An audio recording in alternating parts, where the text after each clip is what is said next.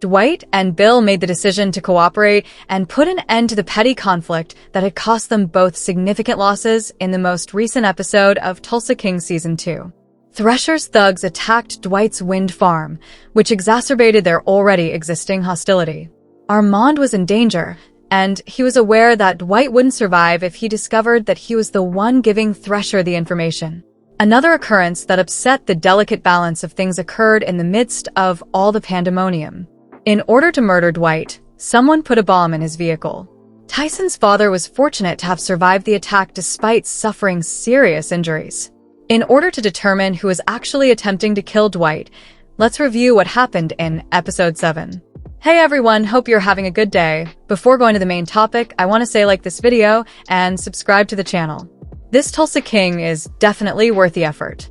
The somewhat misleadingly titled Life Support, more on that in a moment, is appropriately the first time in a long time that this program has exhibited signs of true, creative life, thanks to writer David Flabott's incisive dialogue and delightfully nuanced, twisty storytelling.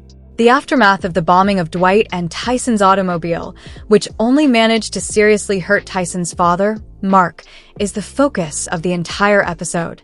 Mark was only collateral damage because it was a remote-controlled event that inadvertently went off, rather than an ignition-triggered explosive, which would have annihilated him and left him fully sat within the automobile. For different criminal groups are affected by the blast. Before it pulled away from the explosion, Tyson claimed to have seen the white Prius several times, and Dwight sets out to find it in Tulsa. Bodie and his staff debate several security options, such as closing the cannabis shop, but ultimately decide against it. Tyson promises retribution after his mother stops talking to him and seeing him because she believes he is to fault for Mark's predicament, a claim he acknowledges is accurate. Bill Bevilacqua is debating his next course of action in Kansas City. Even though he had a stern chat with Dwight at the close of the last episode, he has no plans to break their agreement anytime soon, especially because Dwight is making money for them with no effort on their side. However, he is aware that he is Manfredi's main suspect, especially because car bombs have been the KC mob's historical stock in trade. Dwight and his boys are actually quite astute in this regard. They believe it wasn't Kansas City because it would be too obvious, and car bombs are a trademark of the city. Nevertheless, Bill rejects the suggestions of some of his captains to kill Dwight and Tyson and take control of Tulsa's operations. The distance between underboss Vince and boss Chicky deepens in New York. Dominic Lombardozzi does a great job portraying a man who has no business sitting in the big chair because he places the responsibility for his poor choices on others. As an example, Chicky, still upset that Vince went to the Atlanta sit-down last week without him, gives in when Dwight requests to talk to Vince over the phone because he was the New Yorker present, but then he gripes that he doesn't like Dwight speaking to Vince directly. Exasperated, Vince informs Chicky that he shouldn't have called him at that time. It's comparable to a textbook study of poor, passive-aggressive management. Vince has also had enough. Vince asks the captains of New York's 4 other families to remove Chicky, take over the family, and make peace and do business with Dwight. This is done in a scene that is well written and performed and features a number of entertaining actors on the Goomba end of the spectrum, including Guy Nardelli, Ron Castellano, Paul Carafotes, and Bobby Costanzo. Though they must present it to their own superiors for permission, the gathered heavyweights appear open to the plan, particularly after Vince validates the story that Chicky killed his own father in order to take over. In sequences like these, you recall actor Vincent Piazza as Lucky Fucking Luciano from Boardwalk Empire, not just as Sylvester Stallone's punching bag. Flabot, the writer of this episode, is a Boardwalk graduate, just like Piazza and head writer Terrence Winter. Cal Thresher's attire is the last one in question. The black-hatted weed baron is the obvious next suspect as Dwight and his lads start to shift away from the idea that one of their rival mafia groups was to blame. Dwight starts by bracing Armand, whose he, rightly, believes has been supplying Cal with information, however grudgingly. Subsequently, Dwight and Bigfoot, his massive bodyguard, arrive at Thresher's actual cannabis farm and level charges, which Thresher vehemently refutes. However, that honesty is a complex concept. Cal may state with confidence that he was not involved in the bombing, but he is unable to say the same about his triad partner, Jackie. The gangster's distinctive Prius is indeed hidden behind Cal's greenhouses under a tarp. Jackie accomplishes two goals at once by plugging the driver and having the entire thing compressed while Cal shouts and yells about how Manfredi will undoubtedly find the car and the driver. One loose end is fastened down there. Unfortunately, Tyson cannot be regarded to be in the same category. Mitch, a man who has really killed someone and served time for it, gives him a harsh talking to halfway through the show. The talk may be my favorite scene in the show's history, and it takes place in the casino, which is the most lavishly lighted set in all of its glory. Garrett Hedlund's Mitch constantly responds like a man who just cannot stand to hear any crap, while Jay Will's Tyson rages and muses over his guilt over the attack and his urge for vengeance. Mitch responds sourly when Tyson asks himself why he gave his father the car, because it was a great fucking gesture. Mitch ends the speech with its most passionate remark, taken directly from the heart. When you kill a man, a little piece of you dies too. It's a great little scene. Mitch stops Tyson from hinting at retaliation with an irate, "Look, shut up." It sets up the climax of the show, as Tyson travels to Bill Bevilacqua's house to lie in wait, defying all advice. Dwight quickly telephones at Mark's request as Tyson sits in the parked car, his face highlighted for the camera by the night's blue-purple haze. He tells Tyson that he found the Prius's owner and that he shouldn't do anything Tyson is considering. However, by this point, one of Bevilacqua's men has seen him parked outside the estate and follows him down the driveway while brandishing his weapons. Tyson injures the man and gets away with it, but this almost surely implies that Dwight and Bill will go to war because they don't want to fight right now. Oh, and Dwight quickly retracts his decision to end his relationship with the attractive rancher Margaret, who was the initial cause of Thresher's anger toward a little-known player like Dwight. In response, she extends an invitation for him to return to her home. Being the Tulsa King is a fantastic feeling. I guess this episode would be my choice to illustrate the best-case scenario for what Tulsa King might become. This is not going to be a brutal examination of human wickedness. That's okay with me. Additionally, there will always be sequences when everyone laughs at how awesome and witty Dwight is. I also agree with that. However, that does not exclude it from being humorous, clever, or unexpected. I adore how none of the participants in the heated discussion around the attempted vehicle bombing, not Dwight, not Chicky, not Bill, not Cal, not Vince, and not Tyson, have a clear idea of what to do next. Everybody engaged discusses, questions, debates, and attempts to find the truth about it. Cal is simply unlucky that the crime was committed by his man, Jackie. But until then, I was truly curious in who rigged the bomb and how the people who were wrongfully implicated would escape Dwight and Tyson's grasp. This time around, the entire cast is excellent. As Dwight, Stallone delivers some of his most powerfully scary performances, displaying genuine rage through the big aw shucks smile. At one point, he stops himself in the middle of a sentence because he knows he is too furious to continue talking continuously. One of the series' high points is Hedlund's ability to effectively communicate to Tyson Mitch's regret and hard-won knowledge. Max Casella looks like a low-level New York hood on the lam while wearing a mustachioed ranch hand at home, which is just crazy. The way that Lombardozzi and Piazza interact is like witnessing the heyday of HBO dramas come to life right before your eyes. Jay Will portrays Tyson's resolve to be a strong guy as the tragedy that it is. As Donnie Shore in Whatever the Fuck You Got, Steve Whitting even joins in the role, saying, "Alright, well, that's what the fuck I've got." In response to Tyson's request to leave his auto LOTI and his amiable shit-kicker accent of a car salesperson. And when one of the FBI agents knocks on Dwight's door to inquire about the bombing, he makes fun of his old-fashionedness, which is frequently suggested to be a source of folksy insight. The agent, Aaron Cavett, sarcastically responds, "You're showing your age, Dwight," when Dwight warns him not to wait by his phone for a call. Touché. No one waits by the phone anymore. All things considered, this is the season's most entertaining episode to date. On this one, Flabat and director Kevin Dowling, whose job it is to depict the opulent casino lighting as well as the indecisiveness of troubled wise men, made their bones. What could be worse than Tyson believing his father was dead by his actions? You would think that answering such question would be difficult, but Tulsa King Season 2 Episode 7 wasn't shy about it. No matter how much he wanted it to be false, Tyson might have simply fallen into the pit of a murderer, a muck from which he would never be able to escape. The unfortunate aspect of his new situation is that Tyson has numerous chances to make amends with the potential. Tyson was already enmeshed in Dwight, standing on the brink of the abyss. Ironically, Tyson thought Dwight was cool and in control, especially since he had just been freed from a 25-year prison sentence for protecting a mafia family that didn't usually care about Dwight. However, excitement and trinkets can captivate children. When Dwight arrived in Tulsa, he took over the town. Tyson must have had the impression that he was on the inside of something significant. His greatest achievement to date was giving his father Dwight a ride. Before Dwight, the two had had a hard time getting along, and now it was even more difficult. Mark is a man of honesty and humility.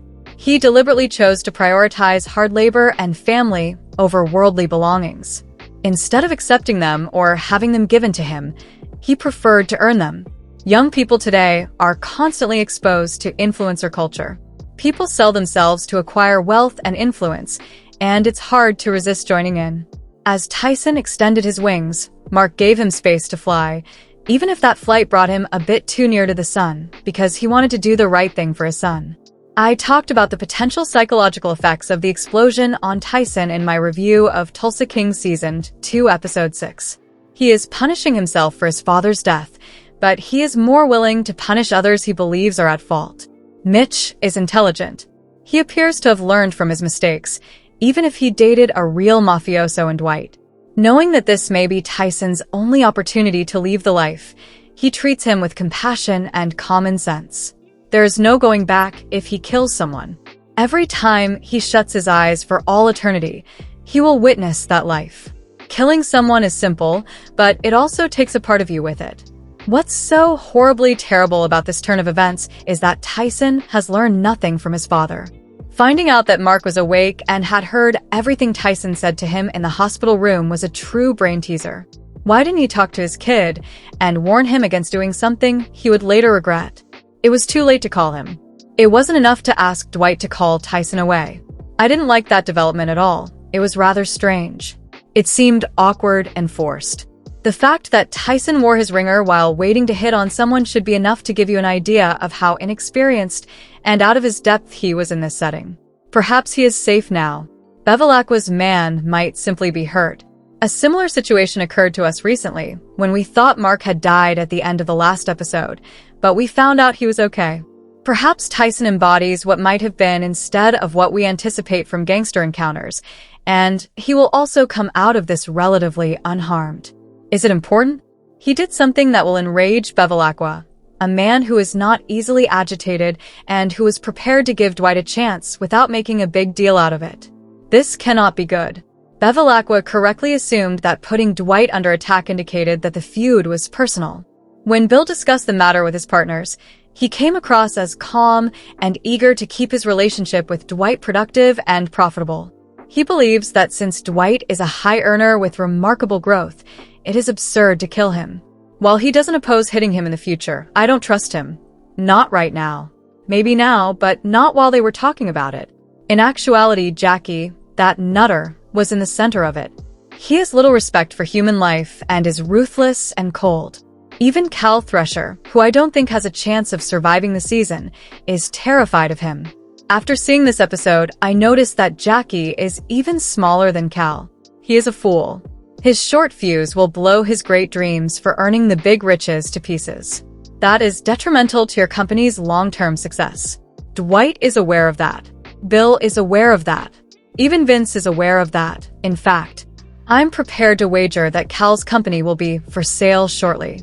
Asking Dwight for assistance is, in my opinion, the only thing Cal could do to rescue himself.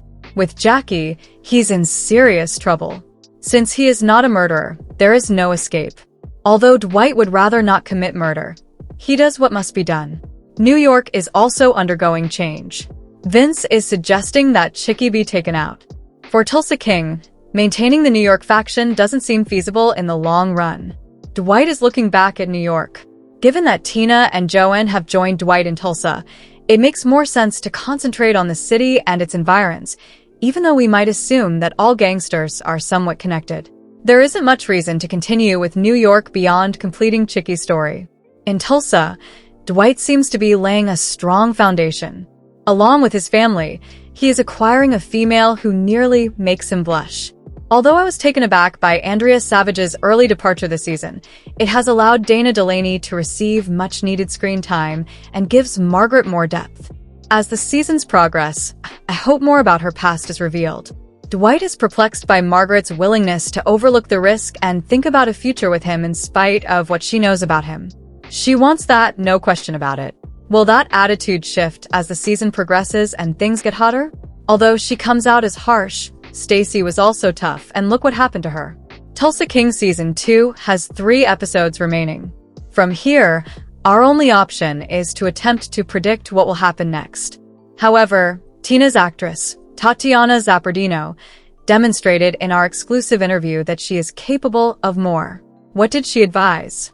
Not everyone survives this one, so don't become very connected to anyone.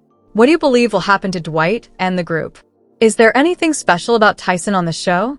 Tell me what you think by leaving a comment below. Tulsa King took a while to get going in Season 2, but when Tyson's father, Mark, was blown up in Dwight's Lincoln Navigator in the previous episode, things literally heated up. The 7th episode, appropriately named Life Support, begins immediately after this catastrophe, with Tyson coming to his own conclusions and Dwight looking into potential culprits. Although I enjoy Tyson as a character, he annoyed me in this instance. He keeps saying that he wants this life and wants to be like Dwight, but he can't deal with the remorse he feels for what happened, so he makes snap decisions that put everyone in danger. From here, it's all downhill. The white Prius was provided by Jackie, who acted behind Thresher's back to try to stop him from constantly bringing up Dwight, as was hinted in the previous recap. The audience knows, however, because we witnessed Jackie kill the driver and have the car crushed, much to Thresher's disgust, even though this was an obvious development. It takes Dwight the entire episode to establish any grounds for the investigation. However, it results in several humorous situations in Life Support, as Dwight visits each of the most likely suspects in turn while yelling threats. Given the history of vehicle bombings by the Kansas City Mafia, Bill appears to be the clear culprit, but Dwight correctly surmises that this is too clear. Chicky comes next, which is amusing because Dwight insists on speaking to Vince instead. Armand follows, and Thresher quickly becomes defensive when Dwight makes it plain that he'll hold him accountable if he was involved. Though he was unaware of it, Thresher was undoubtedly involved. As previously stated, Dwight and everyone else are behaving as though they are interacting with Vince at this time. Bill also inquires about Vince when he contacts Chicky. It's obvious that things are changing, and Chicky isn't long for his leadership role in the Invernizzi household. Vince is going to see to that. In order to achieve this, he sits down with the other New York criminal families in Tulsa King Season 2, Episode 7, and discreetly suggests Chicky is unfit for duty. Naturally, he is correct, and his point is well received, particularly given that the other supervisors never approved of Dwight's treatment in the first place. Everyone seems to benefit from Vince mediating a peaceful future with Dwight. Tyson, who parks outside Bill Bevilacquer's house armed and prepared to exact revenge for what happened to his father despite the fact that he is barking up the wrong tree, instantly threatens Vince's dream of a peaceful and cooperative future. Mark recovered consciousness long enough to phone Dwight and warn him after Tyson foolishly hinted at what he was going to do to him. Bill's impetuous right-hand man starts shooting from the driveway just when it looks like Dwight may have persuaded Tyson to change his mind. Tyson fires back, wounding the man, possibly fatally. Bill and the KC mob believe that Dwight has approached them, but Tyson manages to escape the area. Additionally, they will want a reply. Dwight was determined to identify the bombing's perpetrator. At the beginning, Dwight thought Chicky might have hidden a bomb in his car, so he called him to confront him about it. Chicky had no evidence to support his innocence. Nevertheless, Dwight knew instinctively that Chicky had no part in the whole situation as soon as he heard his voice. Dwight also checked in on Bill Bevilacqua, who informed him that he had no reason to kill him and that laying a bomb would have been the last thing he would have done if he had truly meant to do such a thing. In the meantime, Dwight was attempting to obtain local CCTV footage in order to determine the owner of the white Prius that Tyson believed was pursuing them. Dwight discovered the video, but he was unaware that the man was employed by Cal Thresher's partner, Jackie. Dwight also visited Thresher, telling him that as soon as he had concrete proof that he was responsible for the attack, he would destroy his entire universe. Thresher, on the other hand, was likewise kept in the dark by his partner and was unaware that Jackie would take such a bold step. Thresher feared Dwight would figure out what was going on and try to kill him. To ensure that Dwight wouldn't find any evidence that would point him in their direction, Jackie killed his goon and then burned the white Prius before that could occur. Thresher's companion did not make him happy. Sometimes he thought he was powerless over himself. Jackie's methods were quite different from Thresher's, and he was a seasoned criminal. I think Thresher would get into serious difficulty later on because of Jackie, who was like a loose gun. We saw in the last episode that Chicky was upset that Vince was conducting the sit-down without him. Chicky was an insecure man who disliked his peers placing such a high value on Vince. However, people saw that Vince was a reasonable man. Nobody wanted to deal with a hothead who was impulsive and only cared about making things worse rather than finding a solution. Dwight asked to put Vince on the call as well when he called Chicky. When Chicky became irate, Dwight told him to keep his distance because he wasn't there for the sit-down. Chicky became even more insecure after hearing Dwight's remarks. To exacerbate the situation, Bill also called and asked the same question. And although Chicky was furious, he understood that there was little he could do about it. Vince was aware that Chicky needed to be removed from his position of authority before he ruined everything. Vince saw the representatives of each other mafia family in Season 2, Episode 7, and he made it clear to them what he wanted. They all appeared to agree with Vince, and they informed him that they would speak with their various supervisors before responding. I think Vince's ascent to the position of New York's leader was inevitable. His relationship with Dwight will improve, in my opinion, now that he is in control of New York. Vince and Dwight will most likely collaborate in the future. But for now, Vince had to be extremely careful about how he planned his actions. He didn't want Chicky to know what he was planning. There was going to be a leadership transition, and I think we'll know by the conclusion of Season 2 whether Vince can defeat Chicky at home. Tyson thought he should have been in that car instead of his father, thus he felt guilty. He desired retribution, but Dwight cautioned him against making snap judgments. Dwight begged Tyson to hold off on taking any action until he identified the attacker. Tyson was further impacted by his mother's silence, which was a sign of her disappointment in him. Until she arrived at the hospital, she asked him not to see his father. Tyson had thought the incident was the work of Bill Bevilacqua. After speaking with Tyson, Mitch advised him against taking the route of no return. He informed him that he had also acted recklessly in the past and that he has since shown regret for his behavior. Mitch made it plain to Tyson that his life would change if he killed someone. However, Tyson wasn't prepared to hear anyone out. Tyson rode to Bill's partner's house after initially asking his father for forgiveness at the end of Tulsa King Episode 7. Tyson started shooting at Bill's car as soon as his buddy emerged from his mansion brandishing his firearms. Due to his severe injuries, Bill's companion seemed unlikely to live. Shortly before this episode, Dwight had called Tyson and urged him to control his impulses. However, Tyson made the mistake, and we shall learn what the repercussions of his actions would be in the upcoming episodes.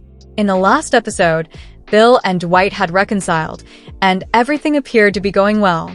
Although Bill didn't like Dwight, he was aware that the latter could bring in money for them.